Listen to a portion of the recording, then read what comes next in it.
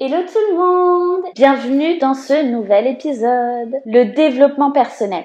Aujourd'hui, je vais vous parler de ça, développement personnel / spiritualité / psychologie / approche holistique / plein de choses qu'on met dans ce package sans vraiment savoir de quoi on parle. Des choses qui peuvent parfois faire peur parce que justement on ne les comprend pas. J'ai envie de vous donner les bases aujourd'hui. Alors il y a plein d'autres sujets qui vont arriver, donc restez connectés parce que les épisodes qui arrivent vont être hyper intéressants. Mais avant de vous les partager, j'avais envie de vous parler de ça pour donner encore une fois des bases avant de démarrer sur des sujets plus vastes, à la fois spécifiques mais à la fois vastes, on y reviendra. Mais avant ça, je pense que c'est important de comprendre et de savoir ce qu'est le développement personnel. On en entend beaucoup parler et on ne sait pas vraiment ce que c'est, donc c'est ce que je vais vous expliquer aujourd'hui en vous donnant un maximum d'infos et en rendant ça le plus cohérent possible. Alors c'est parti!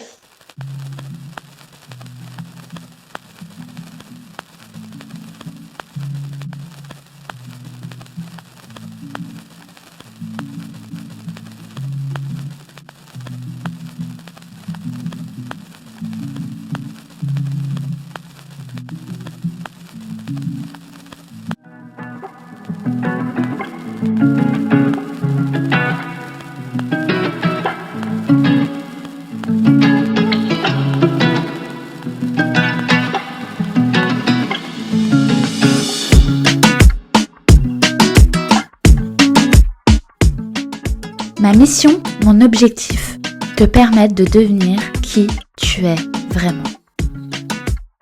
Le développement personnel. Deux écoles. On aime ou on trouve ça chelou. Alors, très souvent, on commence par trouver ça chelou et puis un jour, il nous arrive un truc, il nous arrive quelque chose. Un coup de moins bien, une dépression, un burn-out, une crise passagère, peu importe, une mésestime. Et là, on se dit, tiens, finalement, je suis au bout du Rolls, je sais pas trop quoi faire, même si je trouve ça chelou, je vais tester. Et c'est un peu comme ça, en général, que la majorité des gens démarrent dans le développement personnel. Donc au départ, on commence par trouver ça chelou, et au final, on finit par adorer ça. Et on finit même par se dire que peut-être, c'est pas si perché que ça. Alors concrètement, c'est quoi le développement personnel ? Alors, en ce qui me concerne, je tends à utiliser de moins en moins ces termes-là. Je les utilise parce qu'ils sont compréhensibles, mine de rien, peut-être pas toujours de la bonne manière, mais ils sont compréhensibles par la majorité des gens. Et moi, je tends de plus en plus à parler de compréhension de l'humain parce que je me retrouve pas ou plus dans le développement personnel parce que c'est un mot qui est devenu trop à la mode, dans lequel on vient mettre beaucoup trop de choses, qui est parfois mal compris et du coup mal vu. Du coup, j'ai un peu du mal avec ce terme-là, mais pour autant, il existe, il a un vrai sens, il a un vrai fond, une vraie profondeur. Donc, je vais quand même vous expliquer ce que c'est. Mais je tends plus à la compréhension de l'humain pour plein de raisons, parce que ça me passionne, parce que je pense qu'il faut prendre l'humain dans sa globalité, mais on parlera de ça plus tard. Cette discipline, elle est hyper riche, mais elle est aussi très vaste. C'est pour ça que c'est important de la prendre pour ce qu'elle est, à savoir une approche sur différents niveaux. Ça peut aller d'un simple changement d'habitude ou d'un comportement qui ne nous convient plus, comme des addictions par exemple, à un développement plus profond et plus spirituel. Pour bien comprendre, le développement personnel, il est basé sur des courants de pensée. Alors c'est quoi un courant de pensée ? Pour faire simple et rapide, un courant de pensée, c'est des théories basées sur des réflexions et des recherches. Ces théories, en tout cas celles qui sont liées au développement personnel, elles tendent à comprendre et à expliquer au mieux comment fonctionne l'humain et l'environnement qui l'entoure. C'est donc ces courants-là qui ont commencé à poser la question de qui nous étions en tant qu'humains et comment on fonctionnait. Dans les différents courants de pensée, on va retrouver la PNL, la programmation neurolinguistique, les neurosciences, l'analyse transactionnelle, la psychologie positive, la CNV, la communication non violente, ou encore la psychologie des stades de vie. Tout ça regroupe tous les courants de pensée sur lesquels sont basés le développement personnel. Le développement personnel, il a vu le jour aux États-Unis en 1960. Donc autant vous dire que ça date pas d'hier. Et les coachs, du coup, piochent tous dans toutes ces théories, dans tous ces courants de pensée, les mettent en pratique pour accompagner l'humain et les personnes désirant aller vers un mieux-être et un équilibre de vie personnelle ou professionnelle. C'est possible de piocher un peu dans chacune de ces approches ou bien avoir une préférence pour l'une d'entre elles et de se spécialiser dedans. La première mise en application concrète du développement personnel, elle a principalement été faite dans la sphère de l'entreprise, pour les entreprises, plus précisément pour manager les humains. Et ça s'est fait notamment à travers la pyramide de Maslow dans les années 70. Et de plus en plus, on a tendu de la sphère de l'entreprise vers l'humain dans son individualité, dans sa globalité. Ce qui a fait qu'on est passé du développement personnel utilisé dans l'entreprise, dans sa globalité, à vraiment l'étude de l'humain dans son individualité. C'est parce que pour manager de l'humain, pour manager des équipes, il faut prendre déjà l'humain, l'homme, avec un grand H, dans son individualité. C'est pour ça qu'on a commencé à s'intéresser au fonctionnement de l'humain individuellement pour ensuite comprendre son fonctionnement dans un groupe. Et plus tard, on verra ce fonctionnement-là s'étendre à plusieurs domaines. Et là, je pense que vous allez un peu plus comprendre. On l'a retrouvé principalement pour démarrer à travers le sport. Et là, je vous parle pas de coach sportif qui va vous aider à développer vos compétences sportive, mais plutôt d'un coach mental. Il existe une dimension hyper importante dans le sport à haut niveau, la dimension mentale. Il n'y a pas uniquement la dimension technique du sport en lui-même. Il y a beaucoup de choses qui se passent au niveau mental, notamment au niveau de la motivation par exemple, mais pas que. On va parler aussi de performance. Et tout ça, ça se travaille d'un point de vue individuel en comprenant ce qui se passe à l'intérieur de l'humain. Et forcément, au même titre que le management en entreprise, ça va aussi être utile dans le coaching sportif d'équipe, comme le basketball, le handball ou ce genre de choses, même le foot. C'est hyper important et du coup, le coach mental, on va appeler ça un coach mental, va accompagner le sportif ou les sportifs, s'il s'agit d'une équipe, dans des sports à haut niveau, des compétitions, et va l'aider à dépasser ses freins, ses blocages et ses résistances pour développer ses performances qui ne sont pas techniques, je tiens à le rappeler parce que ça c'est le rôle du coach sportif, et va lui permettre de dépasser du coup ses blocages et d'atteindre ses objectifs. Ensuite, le coaching c'est encore plus développé en entreprise parce qu'au départ on parlait principalement de besoins à travers la pyramide de Maslow, mais plus on a été dans la recherche et la compréhension de l'humain, plus on a pu appliquer pas mal de méthodologies, d'outils sur l'humain en lui-même pour développer la croissance de l'entreprise. Donc le développement en entreprise, comment ça va se passer, sur quoi ça va agir? On va parler de coaching pour dirigeants, pour managers, pour entrepreneurs, pour salariés dans son individualité ou du coaching d'équipe à travers du team building par exemple. Tout ça, c'est du développement personnel. Comme je le disais juste avant, dans le but d'augmenter la croissance de l'entreprise et l'aider à atteindre les objectifs qu'elle s'est fixés. Les objectifs de développement, les objectifs d'atteinte de chiffre d'affaires, etc., etc. On pourra du coup notamment travailler sur l'humain dans son individualité à travers du coaching individuel, mais aussi on pourra travailler sur la gestion du stress, la gestion des conflits, la vision de l'entreprise, ses valeurs. C'est tout ça qu'on va mettre en place en pratique au sein des équipes pour trouver une certaine osmose au sein de la société et lui permettre d'avancer vers son objectif avec une équipe soudée. Et puis on va retrouver du life coaching. Ça c'est ce qu'on va faire à travers du coaching individuel pour les particuliers. On appelle ça aussi du coaching de vie en français. Aujourd'hui, nos vies, elles comportent plusieurs sphères dans lesquelles il est important de trouver un équilibre pour se sentir bien. C'est de cette manière-là que, à travers du coaching de vie, on va travailler sur toutes les sphères de vie. Le relationnel à la famille, aux amis, dans le couple. On va travailler également sur la gestion des émotions, la communication, l'estime de soi, l'atteinte d'un objectif précis, le rapport au corps, la gestion du quotidien et encore d'autres éléments qu'on pourra travailler en coaching individuel. C'est une démarche qui est entreprise de manière générale pour donner un nouvel élan à son quotidien, trouver un équilibre et un mieux-être dans son quotidien, un quotidien qu'on nous a pas appris à gérer au départ quand on a démarré notre vie, puisqu'on nous a appris à faire ce qu'il faut, à répondre aux attentes de la société, de nos proches, à réussir nos diplômes, à bien travailler au sein de l'entreprise qui nous emploie. Mais on nous a pas appris à gérer notre vie et notre quotidien. Donc, c'est tout ça qu'on va apprendre à faire dans du coaching de vie. Déjà se comprendre soi et ensuite gérer son quotidien. Alors ça, c'était du coup pour ce qui est de l'explication de ce qu'est le développement personnel. Vous allez me dire, c'est quoi la différence avec de la psychologie? La psychologie, elle est elle aussi basée sur des courants de pensée différents. Mais ce qui est important de retenir dans l'idée, ce qui sera le plus facile et le plus concret à retenir pour vous, c'est que la psychologie, elle va travailler principalement sur le passé et le présent. Donc on va aller chez un psychologue et on va parler. C'est déjà pas mal parce que faut savoir que libérer les choses, c'est déjà la première étape, c'est hyper important, hein. C'est parce que tout ce qu'on n'exprime pas reste à l'intérieur de nous et vient créer des tensions et ce genre de choses dans le corps qui peut ensuite conduire à de la somatisation. Donc déjà juste exprimer ce qu'on ressent, c'est énorme. Aller voir un psychologue, ça va vous permettre de faire des liens entre les choses, d'essayer de comprendre pourquoi vous en êtes arrivé là, etc., etc. La différence avec le coaching, c'est que le coaching, lui, il va se baser sur le présent. On va passer à l'action pour aller vers l'avenir, avancer vers un objectif. Donc, on va mettre des choses en place, être dans l'action, pas juste dans la parole, pour faire bouger les choses, changer les choses dans notre quotidien. C'est la différence majeure entre les deux pratiques. En ce qui me concerne, j'utilise le passé, le présent et l'avenir parce que j'estime, comme je le disais tout à l'heure, qu'il faut prendre les choses dans leur globalité, qu'on peut pas juste travailler un élément à un instant T puisque tout est toujours lié à quelque chose qu'on a pu vivre auparavant. Donc j'utilise le passé, le présent et l'avenir et j'utilise aussi plusieurs outils, plusieurs méthodes qui ne sont pas forcément toutes issues du développement personnel. Je fais un beau mélange de tout ça, mais aussi de mon expérience personnelle et des formations que je continue continue à suivre en continu, des choses que je continue à découvrir et à expérimenter sur moi. Et je mélange tout ça et je le mets en application dans les accompagnements que je propose. Donc il y aura une approche plutôt terre à terre avec des outils scientifiques basés sur les neurosciences, des choses qui se passent dans notre corps, à travers le système nerveux, à travers le cerveau, etc.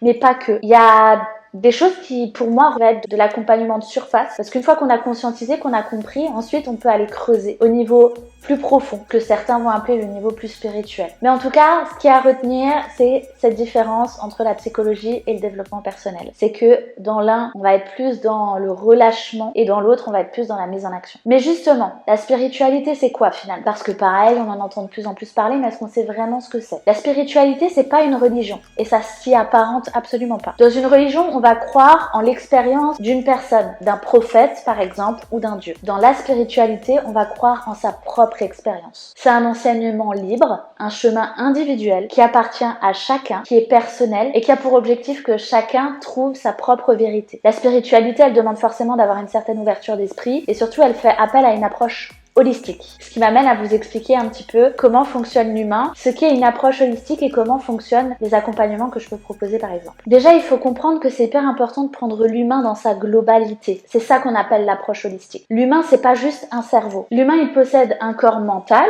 donc le cerveau, un corps émotionnel, un corps physique, un corps éthérique ou énergétique puisqu'on est fait d'énergie et de cellules, et un corps spirituel qui lui-même a plusieurs composantes. Comme je le dis à chaque fois, pour guérir véritablement une blessure ou un trauma, c'est important de le faire sur tous les niveaux. On peut pas régler avec la tête un problème que la tête elle-même a créé. Et surtout, on peut avoir compris et conscientisé quelque chose avec la tête, mais on l'a totalement guéri uniquement à partir du moment où on l'a redescendu au niveau émotionnel, au niveau corporel, au niveau énergétique. Parce que tout ce qu'on vit s'engramme dans chacun de ces niveaux-là, dans chacun de ces corps-là. Et pour réussir à comprendre ces choses-là, pour réussir à les intégrer en totalité, à les ancrer, à les incarner à 100%, à avoir ce que moi j'appelle une nouvelle peau, une nouvelle réalité, il faut pas juste les comprendre avec la tête. Pour que ça devienne une seconde peau, il faut les comprendre avec les émotions, avec le corps et à travers son énergétique. C'est comme ça qu'on guérit un trauma, une blessure et qu'on réécrit un nouvel encodage quelque part dans notre réalité. Si on le fait à travers tous ces corps-là. C'est important de le faire parce que chacun de ces corps a sa mémoire. Et c'est ces mémoires-là qui vous font réagir de telle manière ou de telle autre manière dans votre quotidien. Quand on a peur de quelque chose, c'est parce qu'on a vécu une expérience auparavant qui nous a fait ancrer l'idée selon laquelle on devait avoir peur de cette chose-là. Et ben cette peur, cette idée-là, elle vient s'ancrer dans tous vos corps, pas seulement dans la tête. Le corps mental, il a ces mémoires-là, plutôt des conditionnements que l'on va appeler des croyances qui sont dans notre cerveau. Le corps émotionnel, il a lui aussi ses mémoires à travers les émotions qu'on a pu ressentir lors des expériences vécues. Notre corps, lui aussi, a ses propres mémoires. Il va les engrammer à travers notre système nerveux. Et étant donné qu'on est fait de cellules et donc d'énergie, notre corps énergétique engramme les mémoires à travers les énergies et les cellules. Et donc, il faut nettoyer, déconstruire et reconstruire dans chacun de ces corps pour atteindre une guérison complète. Et pour ceux qui l'ont vécu, les personnes que j'accompagne, en tout cas, je souhaite à tout le monde de vivre cette expérience-là un jour. On sent vraiment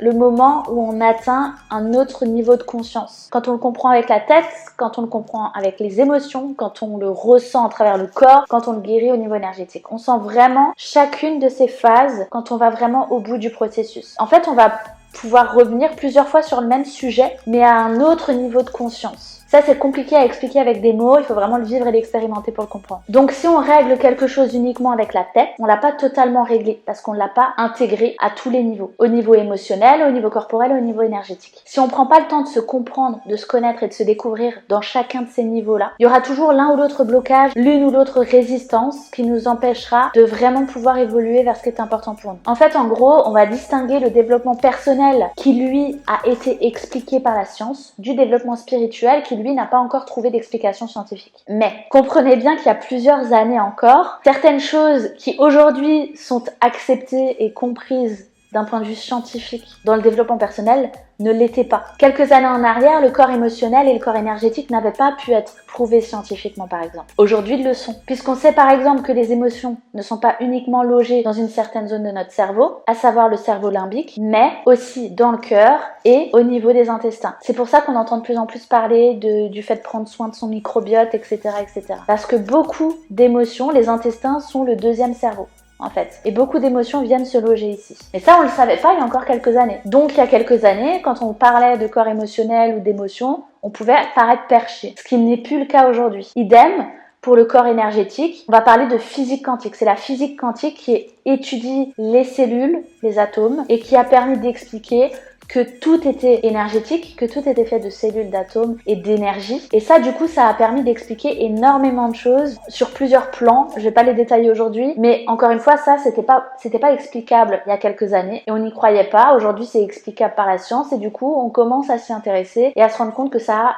beaucoup d'importance. Alors, c'est chouette de voir que plus l'humain évolue et grâce à son intelligence, il peut créer des outils et des éléments qui lui permettent d'étudier les choses et donc de trouver des explications scientifiques. Mais la question, c'est de se demander, est-ce qu'on est toujours obligé d'attendre une explication scientifique pour croire à quelque chose? Moi, je suis un peu dans les deux camps. J'aime bien qu'on puisse pouvoir expliquer les choses, mais j'ai quand même ce côté un petit peu plus perché, voilà, on va dire, comme beaucoup de personnes le pensent, qui me permettent de voir les choses sous un autre angle sans avoir toujours besoin que les choses soient explicables par la science. Mais bon, ça, c'est encore une fois un autre sujet. Ce qu'il faut comprendre, c'est que pour chaque corps, il y a des praticiens. Beaucoup de personnes qui viennent me voir en coaching individuel me disent « J'ai essayé l'hypnose, la sophrologie, les constellations familiales et pourtant, j'avance pas. Je comprends pas. » Bah oui, mais tu n'avances pas parce que tu ne comprends pas ce qui se passe à l'intérieur de toi. En fait, il faut pas aller voir ce genre de praticien en espérant juste s'allonger sur une table, être hypnotisé pendant 1 heure et penser que tous nos problèmes vont se résoudre. Ça marche pas comme ça. Ce serait tellement plus simple, je l'avoue, mais c'est pas comme ça que ça fonctionne. Tous ces outils-là que vous allez découvrir ou connaître ou retrouver à travers la sophrologie, l'hypnose, les constellations, tout ça, c'est pas magique. En fait, ça n'enlèvera en rien un travail qu'il va falloir que vous fournissiez au quotidien pour changer vos habitudes, pour chercher à vous comprendre, pour voir ce qui se passe à l'intérieur de vous. Ça demande une intention et une attention de tous les instants, en fait. Donc ça, c'est hyper important de le comprendre. Plus vous comprendrez ce qui se passe à l'intérieur de vous, plus vous pourrez ensuite adapter le praticien chez qui vous allez aller pour vous aider à résoudre tel ou tel problème. Mais pour ça, il faut déjà que vous compreniez ce qui se passe en vous. Donc moi, ce que je vous préconise, c'est déjà de vous rapprocher d'un professionnel, d'un accompagnant qui sera capable de vous expliquer comment vous fonctionnez à l'intérieur de vous, qu'est-ce qui se passe, qui vous aide à comprendre le fonctionnement humain, qui vous retransmette les informations. Et ensuite, vous pourrez mélanger les approches de manière à travailler sur vos différents corps en même temps ou de manière différée. Pour moi, se comprendre et comprendre l'humain, c'est la base. C'est ce qu'on devrait nous apprendre dès le plus jeune âge, à l'école primaire, en maternelle. Il y a des manières de faire, on devrait le faire dès le départ. C'est comme ça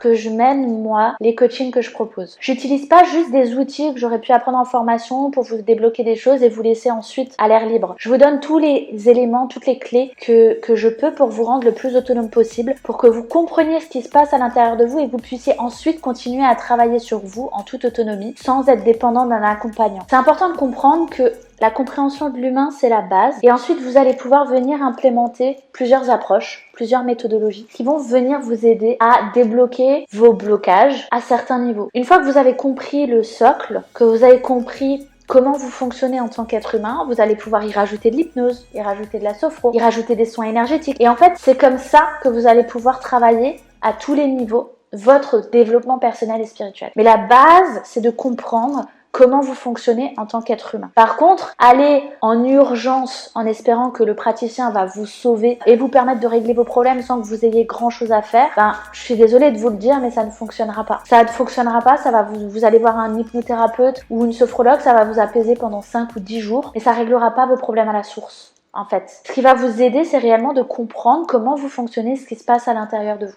C'est la base. Et donc ensuite, quand vous aurez compris tout ça, vous pourrez adapter vos demandes. Au même titre que vous allez voir un pneumologue quand vous avez des problèmes de respiration par exemple, et dans les médecines douces, vous allez pouvoir faire la même chose. Quand vous avez une problématique au niveau mental, vous allez pouvoir aller voir un psychologue, un coach, un thérapeute, faire de la thérapie EMDR. Pour travailler au niveau physique, vous allez pouvoir vous rapprocher de tout ce qui touche à la nutrition parce que ce qu'on mange a énormément d'importance sur la fonctionnalité du corps et donc sur la guérison. Vous allez pouvoir vous rapprocher de la naturopathie, de l'acupuncture, la kinésiologie, les huiles essentielles, l'ostéopathie intrapelvienne, la réflexologie, la chiropraxie, le yoga. Ça, c'est toutes des approches qui vont vous permettre de travailler sur votre corps physique. Pour travailler le corps émotionnel, on va retrouver la visualisation, le breathwork, la respiration soma, le travail sur l'enfant intérieur et toutes les autres parties de nous. Ça va être le travail sur l'émotionnel. Et pour travailler et guérir le corps éthérique, le corps énergétique, vous allez retrouver les soins énergétiques, le reiki et toutes les choses qui se rapprochent du travail sur les énergies. Donc en fait, à partir de ce moment-là, quand on comprend comprend ça, on se rend compte que tout ça, c'est pas perché, c'est pas ésotérique, c'est pas chelou. En fait, il faut juste le voir dans une stratégie globale de guérison de soi-même. Au même titre que quand vous allez construire une maison, vous allez contacter le maçon, le plâtrier, le carreleur, le plombier, l'électricien.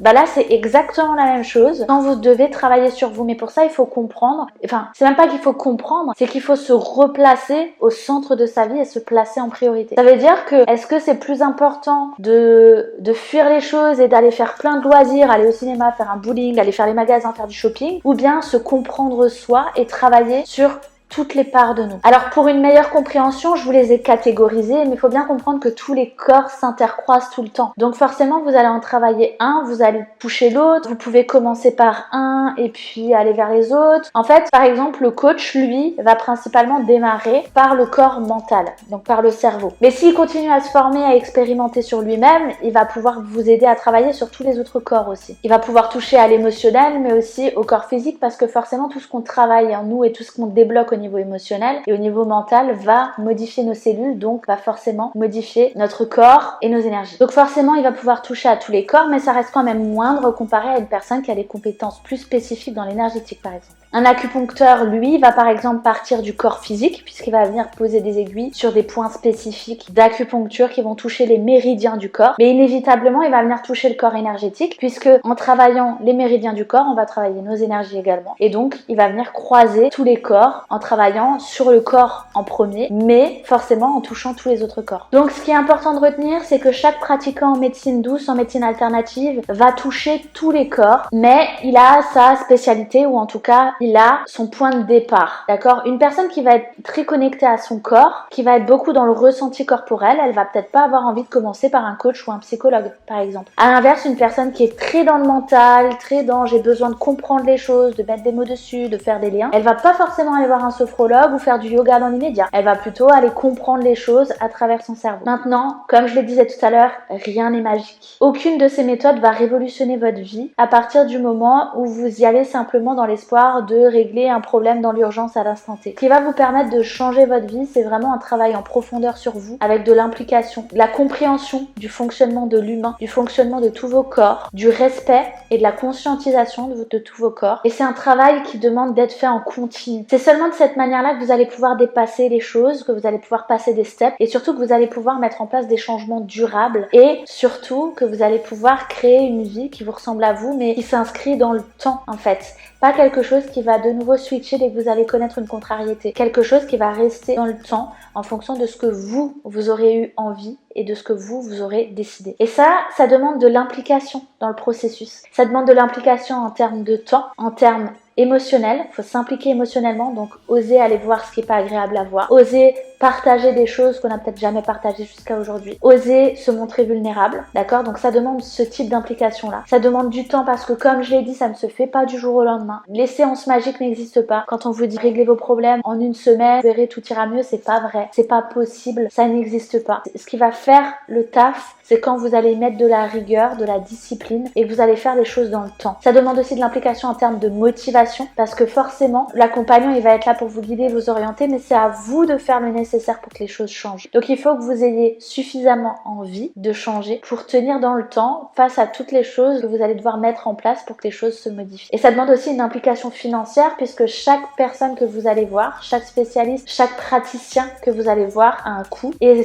très souvent, les médecines alternatives, malheureusement, ne sont pas remboursées par les complémentaires ni par la sécurité sociale. On commence à le faire un petit peu pour l'ostéopathie, pour la kinésithérapie. C'est absolument pas ouvert à toutes les autres approches. Si ça s'est ouvert pour la psychologie aussi, pour tout le reste, ça ne l'est pas. Donc, ça demande un investissement financier aussi. Parce que forcément, toutes les infos que vous trouvez sur Internet, à travers les podcasts, les vidéos YouTube, sur Instagram, c'est déjà un très bon point de départ. C'est déjà énormissime tout ce que vous avez en accès gratuit et illimité sur Internet, mais ça a ses limites. Ça a ses limites parce que les personnes que j'accompagne m'en ont déjà fait part. Déjà, on trouve beaucoup d'informations, donc il faut savoir faire le tri dans tout ce qu'on trouve. Et au-delà de ça, cette déconstruction et cette reconstruction, elle demande des outils, des méthodes, une approche spécifique, des connaissances, des compétences. Et tout ça, c'est des choses que vous pouvez pas avoir si c'est pas votre métier. Donc c'est normal que vous soyez pas capable de le faire seul. C'est des choses choses qu'on peut pas vous donner en quelques minutes de vidéo YouTube ou de podcast. Donc c'est tout à fait normal que parfois vous puissiez vous sentir démunis et que vous ayez l'impression que ce que vous avez découvert dans tel ou tel épisode ne vous permette pas de réellement régler votre problème. C'est tout à fait normal. En fait, entre ce qu'on explique et un potentiel résultat final, il y a tout un chemin à parcourir. Et ce chemin-là, il demande de faire appel à certains outils, à certaines méthodologies, à certains praticiens. D'accord? Et c'est normal que vous soyez pas capable de le faire seul à travers un podcast. Si moi demain je voulais gagner un grand prix de Formule 1 ou de rallye, est-ce que j'en serais capable? Je pense pas, parce que je ne maîtrise pas la voiture. J'ai jamais roulé au-delà de 130 km/h sur une autoroute. Je sais pas maîtriser la stratégie, la technique d'une voiture. J'ai pas les compétences pour. Et ça s'apprend. Idem si demain on me demande de me faire une prise de sang ou de faire une prise de sang à quelqu'un. J'ai pas fait des études de médecine, donc je ne sais pas faire une prise de sang à quelqu'un. C'est chacun a ses compétences. Chacun a ses forces et ses spécificités. Et c'est pour ça qu'il faut pas hésiter à demander de l'aide. Et c'est pour ça aussi que j'ai vraiment à cœur à chaque fin d'épisode de vous donner des mises en pratique concrètes pour que vous puissiez commencer à tester ce que ça fait, de prendre conscience des choses. Mais pour ça, il faut le faire. C'est pour ça que je vous le répète en boucle. Si tu ne fais rien, il ne se passera rien. C'est pour ça qu'il faut faire quelque chose de toutes ces informations que vous engrangez à longueur de temps à travers les différents réseaux sociaux. C'est ce que j'expliquais dans les premiers épisodes. Si vous prenez les infos encore et encore et encore et encore et encore, on entre alors dans l'infobésité. Il y a trop d'informations aujourd'hui qui est disponible. À l'époque, il n'y en avait peut-être pas assez. Aujourd'hui, on vient à en avoir beaucoup trop. On sait plus quoi en faire. Donc en fait, prenez-les les unes après les autres et faites-en quelque chose. Et à chaque fois, vous verrez que vous irez plus loin. Plutôt que de les prendre et rien en faire. C'est hyper important. Mais du coup, en ce qui me concerne, j'ai quand même espoir que les petites mises en pratique que je vous propose dans les épisodes, qui sont les prémices de ce que vous pourriez éventuellement connaître en séance individuelle, vous aident déjà à avoir quelques petites prises de conscience, à comprendre un petit peu ce qui se passe à l'intérieur de vous, comment vous fonctionnez, et qui pourrait peut-être vous donner envie d'aller creuser un peu plus à l'intérieur de vous. Et pourquoi pas devenir enfin qui vous êtes vraiment. Mais pour aujourd'hui, il n'y aura pas de mise en pratique, étant donné que c'était un épisode plutôt destiné à vous donner des informations théoriques et pratiques qui vous permettent de comprendre un petit peu ce qu'est le développement personnel et de vous donner un socle solide pour continuer à appréhender un petit peu toutes ces notions-là. Donc pas de mise en pratique, mais en tout cas, je vous envoie plein d'amour. Je vous remercie du fond du cœur pour ceux qui sont restés jusqu'au bout, comme à chaque fois. Pensez à vous abonner, à mettre la petite cloche pour avoir les notifications quand il y a une vidéo qui sort. Pensez à liker aussi, ça permettra de soutenir mon travail, de me faire gagner en visibilité et du coup de permettre à un maximum de monde d'avoir accès à toutes ces vidéos. Faites-moi vos retours aussi en commentaire. En attendant, je vous embrasse très fort. Je vous fais plein de bisous et je vous dis à très vite. Ciao, ciao!